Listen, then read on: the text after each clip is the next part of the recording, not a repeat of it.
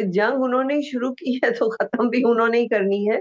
लेकिन लेकिन ये है कि किस आउटकम क्या जी। होगा, जी हमारे लिए वो कंसर्न बहुत बड़ा है कि जिस तरह आपने अभी फरमाया कि वो अपनी फौजें वहां से नहीं हटाना चाह रहे।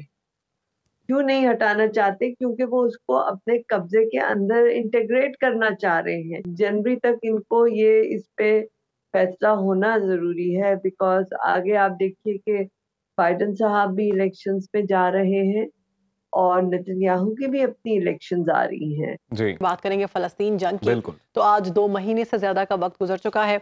इसराइली फौज की जानिब से गजा पट्टी में फजा और जमीन से आग और बारूद की बारिश की जा रही है।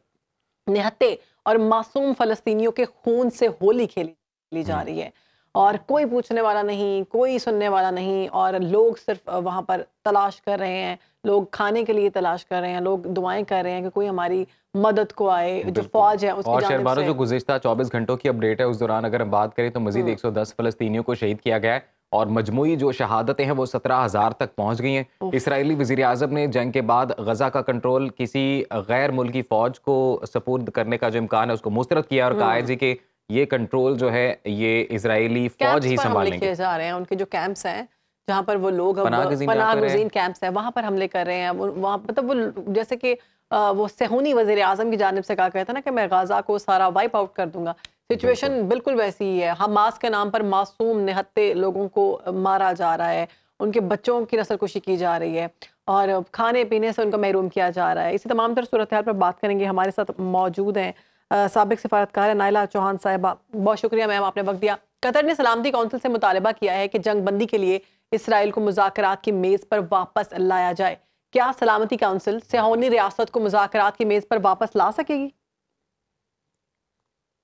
ये तो देखने की बात है ना जी, बिकॉज अब देखिए कि इसमें इनको पुष्पनाई किन किन की थी हम्म और क्या वो ममालिक जो इसकी पुष्पनाई कर रहे थे उनके अपने अंदर भी अब इलेक्शंस आ रहे हैं और उनके अंदर भी उनके अवाम जो हैं उन्होंने बहुत मजम्मत की है जी इसराइल की जाहरियत के खिलाफ।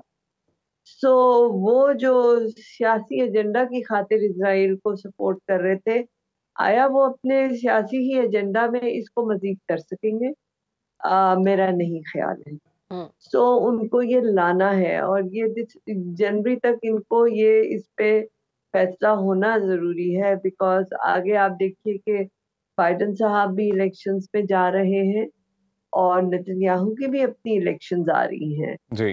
तो वो जो जारियत कर रहा है वो अपने लोगों को बताना चाहता है कि वो बहुत जो है वो अ, दबंग किस्म का लीडर है, अच्छा नायला लेकिन वो साहबा, इस सारी जंगी सूरत पे हाल के आया। अंदर जो अपडेट हुई, जो लेटेस्ट अपडेट है वो इस हवाले से नेतन्याहू का बयान ही है कि जब ये जंग रुकती है तो इस सारे मामले पे गजा का कंट्रोल इजरायली फोर्सेस जो हैं वो संभालेंगी, जबकि इससे पहले अमेरिका ने खुद ये बात की कि पीएलओ के हवाले किया जाए गजा का कंट्रोल।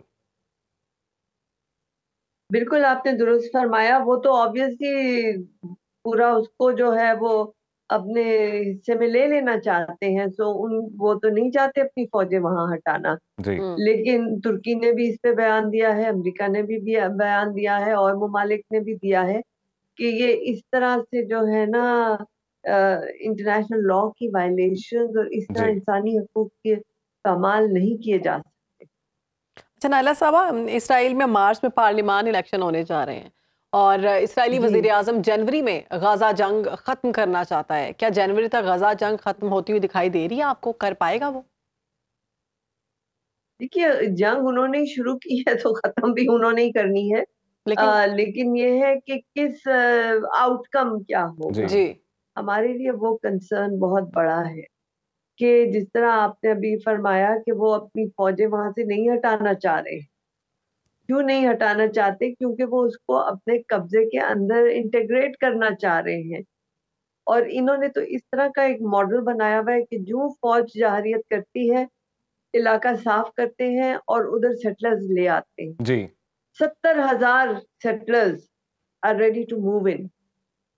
तो आप सोचिए कि उनकी कितनी तेजी से जो है वहां पे वो रिकंस्ट्रक्शन करके अपने बंदे भर के फलस्तीनियों का किला कमा करना चाहते। हम्म ठीक बहुत है, ये कोई शुक्रिया आपका टेक्निकल इशू नाइला है। चौहान साहिबा, आपने वक्त दिया। और साबिक सिफारतकार हैं नाइला चौहान साहिबा, इन्होंने इस वक्त गजा और फ़लस्तीन की बिलखसूस फ़लस्तीनियों की जो सूरत हाल है गजा में उसके ऊपर अपना तज्जिया पेश किया।